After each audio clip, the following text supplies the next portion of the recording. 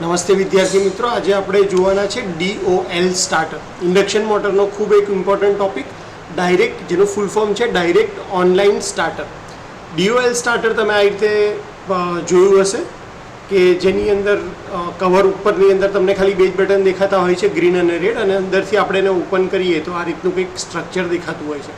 ખૂબ જ popular device છે નાની મોટર માટે, જેનું રેટિંગ 5 HP કરતાં ઓછું હોય ત્યાં આપણે ડાયરેક્ટ ઓનલાઈન સ્ટાર્ટર વાપરીએ છીએ, કારણ કે 5 HP કરતાં જે ઓછી મોટર છે એની અંદર કરંટની વેલ્યુ બહુ વધારે વધતી નથી કે જે હેન્ડલ ના થઈ શકે, અને એટલા માટે આપણે DOL સ્ટાર્ટરનો યુઝ કરીએ છીએ.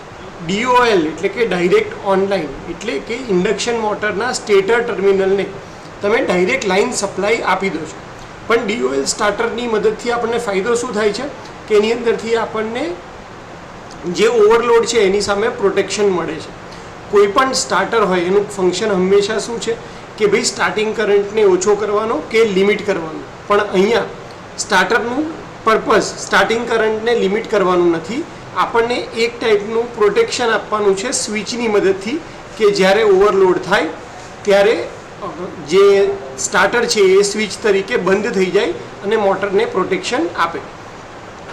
એટલા માટે આની અંદર કોઈ પણ સ્ટાર્ટરમાં બે સર્કિટ હોય, કંટ્રોલ સર્કિટ અને પાવર સર્કિટ. તો પાવર સર્કિટ ખૂબ જ સિમ્પલ છે કે 3 ફેઝ સપ્લાય આવશે, થર્મલ ઓવરલોડમાં જશે, ત્યાંથી કોન્ટેક્ટરમાં જશે અને કોન્ટેક્ટરમાંથી ડાયરેક્ટ સ્ટેટરની અંદર જતું રહેશે.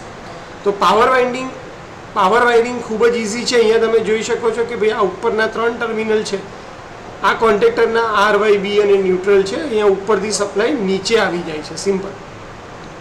આ બાજુ જોઈ શકો છો કે વાયરિંગની અંદર કરેલું છે કે RY અને B ટર્મિનલ આવેલા છે, અને એ તમને મેઇન ટર્મિનલ એટલે કે 3 ઇન્કમિંગ ટર્મિનલ હોય સ્ટાર્ટરના અને 3 આઉટગોઈંગ હોય, અને ઇનકમિંગ અને આઉટગોઈંગની વચ્ચે શું હોય છે, આપણું કોન્ટેક્ટર હોય છે.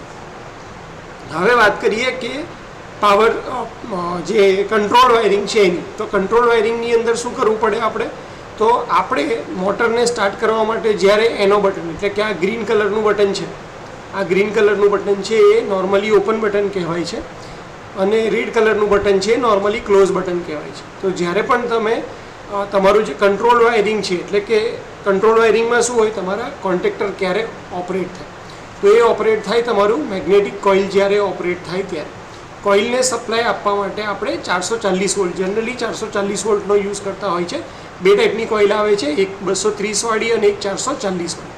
તો 230 વોલ્ટનો સપ્લાય આપણે કઈ રીતે આપીએ છીએ, તો એક આપણે B ફેઝમાંથી ડાયરેક્ટ આપી દીધો કોઇલને સપ્લાય. આ તમારી કોઇલ છે, અને કોઇલનો જે બીજો છેડો છે એને સપ્લાય આપીએ છીએ, એટલે એકને આપણે સપ્લાય આપી દીધો Y ફેઝમાંથી અને બીજાને આપીએ છીએ B ફેઝમાંથી, પણ B ફેઝમાંથી થ્રુ એનો આપીએ છીએ.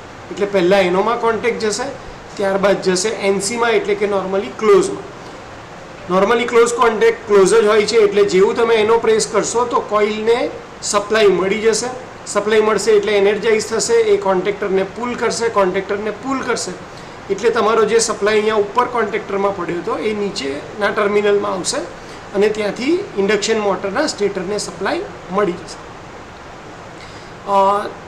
હંમેશા નોર્મલી ઓપન કોન્ટેક્ટરની પેરેલલમાં આપણે એક બીજો એનો કોન્ટેક્ટ રાખીએ છીએ, જેને હોલ્ડ ઓન કોન્ટેક્ટ તરીકે ઓળખવામાં આવે છે. આ કોન્ટેક્ટરનું કામ જ્યારે તમે ગ્રીન બટન દબાવો અને પછી છોડી દો છો ત્યારે પણ કોઇલને સપ્લાય મળતો રહે એ એન્શ્યોર કરવાનું છે. જે તમે અહીંયા જોઈ શકો છો કે અહીંયા એક આપણો નોર્મલી કોન્ટેક્ટ છે, એનો કોન્ટેક્ટ, જે આ એનો કોન્ટેક્ટની પેરેલલમાં છે. તો નોર્મલી ઓપન કોન્ટેક્ટની પેરેલલમાં જે કોન્ટેક્ટ આપણે કનેક્ટ કરીએ છીએ એનો કોન્ટેક્ટ, એને હોલ્ડ ઓન કોન્ટેક્ટ કહેવામાં આવે છે, અને જેનું કામ જ્યારે પણ એનો બટન પ્રેસ ના થયેલું હોય, એકવાર તમે પ્રેસ કરીને છોડી દો ત્યારે પણ કોઇલને સપ્લાય મળી રહે એ એન્શ્યોર કરવાનું છે. તો તમને DOL સ્ટાર્ટર પૂછવામાં આવે ત્યારે તમારે આખી આ ફિગર ડ્રો કરવાની છે. બહુ સિમ્પલ ફિગર છે, લોજિકલી જોવા જાઓ તો સપ્લાય ખાલી તમે કોન્ટેક્ટર થ્રુ તમારે સ્ટેટરને આપવાનો છે, અને આ જે એનર્જાઇઝ કોઇલ છે, કોન્ટેક્ટરને જે કોઇલ એનર્જાઇઝ કરે છે એને એક Y ફેઝમાંથી સપ્લાય આપવાનો છે ડાયરેક્ટ, અને બીજો જે સપ્લાય છે એ B ફેઝમાંથી ચાલુ કરી એનોમાં, અને ત્યારબાદ NC કોન્ટેક્ટ થ્રુ થઈ અને તમારે કોઇલને આપી દેવાનું છે. આ જ એનો કોન્ટેક્ટની પેરેલલમાં તમારે બીજો એક હોલ્ડ ઓન કોન્ટેક્ટ દેખાડી દેવાનો છે, કે જે કોઇલને એનર્જાઇઝ રાખવાનું કામ કરે છે. તો ફટાફટ એનું થોડીક થિયરી પણ વાંચી લઈએ જેથી તમને ખબર પડે કે એક્ઝામમાં શું લખવાનું છે.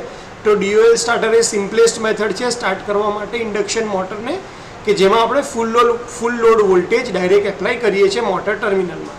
એના કી કોમ્પોનન્ટ કયા છે? તો MCB છે આઇસોલેટર, કે જે સ્વિચિંગ અને પ્રોટેક્શન માટે યુઝ થાય છે. કોન્ટેક્ટર છે.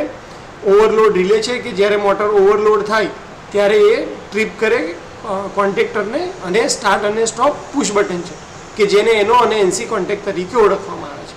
વર્કિંગ પ્રિન્સિપલ શું છે? તો કે જ્યારે પણ આપણે સ્ટાર્ટ બટન પ્રેસ કરીએ ત્યારે કોન્ટેક્ટર કોઇલ એનર્જાઇઝ થાય છે, એને લીધે કોન્ટેક્ટર એનર્જાઇઝ થાય છે અને મોટરને ફૂલ સપ્લાય વોલ્ટેજ મળે છે. ઓવરલોડ કોઇલ જે છે અથવા ઓવરલોડ રિલે કન્ટિન્યુઅસલી કરંટને મોનિટર કરશે, અને જો કરંટ વધારે જાય ઓવરલોડ એટલે આપણે સેટ કરેલા કરતાં વધારે કરંટ જાય તો એ સ્ટોપ કરી દેશે કોન્ટેક્ટરને, અને આપણી મોટર ઓવરલોડ સામે બચી જશે. અથવા તો તમે સ્ટોપનું બટન પ્રેસ કરીને પણ કોન્ટેક્ટરને ડી-એનર્જાઇઝ કરી અને સપ્લાય બંધ કરી શકો છો. આના એડવાન્ટેજ શું છે? તો કે સિમ્પલ અને કોસ્ટ ઇફેક્ટિવ છે, ફટાફટ સ્ટાર્ટ થઈ જાય છે અને એનું મેન્ટેનન્સ ખૂબ જ ઇઝી છે. ડિસએડવાન્ટેજ શું છે? કે ભાઈ ડાયરેક્ટ આપણે સપ્લાય વોલ્ટેજ કનેક્ટ કરી દઈએ છીએ, એટલા માટેનો ઇનરશ કરંટ વધારે છે, અને એના લીધે મિકેનિકલ સ્ટ્રેસ મોટર ઉપર આવવાની શક્યતાઓ હોય છે. આની એપ્લિકેશન ક્યાં થાય છે? તો જનરલી 5 HP સુધીની મોટર, એટલે કે 3.7 કિલોવોટની મોટર જે હોય એની અંદર આપણે ડાયરેક્ટ ઓનલાઈન સ્ટાર્ટર યુઝ કરીએ છીએ. તો આટલી થિયરી અને એક જે મેઇન ફિગર આપણે પહેલાં જોઈ, આ તમારે એક્ઝામમાં ડ્રો કરવાની રહેશે. તો હોપ કે તમને DOL સ્ટાર્ટર ખ્યાલ આવી ગયો હશે. અહીંયા આપણે એકવાર જોઈ પણ લઈએ. આ જે દેખાય છે રેડ કલરની એ તમારી ઓવરલોડ રિલે છે. અહીંયા આ જે દેખાય છે એ તમારું કોન્ટેક્ટર છે, અને આખું આ અહીંયા દેખાડ્યું છે આ પાછળ કોઇલ છે, કે આ કોઇલના 2 ટર્મિનલ. અહીંયા તમને આ વ્યૂ આપણો ફ્રન્ટ વ્યૂ છે. જો સાઈડ વ્યૂ હોય તો તમને ખ્યાલ આવે કે આ બંને ટર્મિનલ જાય છે કોઇલમાં. તો આ તમારી કોઇલ છે, અહીંયા તમારું કોન્ટેક્ટર છે, આ તમારી ઓવરલોડ રિલે છે, આ તમારો એનો હોલ્ડ ઓન કોન્ટેક્ટ છે, અને અહીંયા ઉપર જે દેખાય છે આ તમારો એનો કોન્ટેક્ટ, અને આ તમારો NC કોન્ટેક્ટ છે. અહીંયાથી આપણે કરંટનો ઓવરલોડ કરંટની લિમિટ જે છે એ સેટ કરી શકીએ છીએ. એ પર લખ્યું જ હોય છે કે મેક્સિમમ કેટલો કરંટ એ હેન્ડલ કરી શકે છે, અને તમે અહીંયા કરંટનું સેટિંગ આ રેડ જે માર્કિંગ છે એના ઉપર જોઈ શકો છો. 13 એમ્પિયરથી લઈને 22 એમ્પિયર સુધી આપણે આને સેટ કરી શકીએ છીએ. આ અલગ અલગ ટાઈપના આવે છે, તમારી જેવી રિક્વાયરમેન્ટ હોય એ પ્રમાણેનું ઓવરલોડ રિલેવાળું DOL સ્ટાર્ટર તમે સિલેક્ટ કરી શકો છો. તો વિડીયો શાંતિથી જોવા માટે અને તમારો ટાઈમ આપવા માટે થેન્ક યુ સો મચ. એક્ઝામની અંદર વ્યવસ્થિત રીતે આ સવાલનો જવાબ તમે લખો એવી મારી શુભેચ્છા.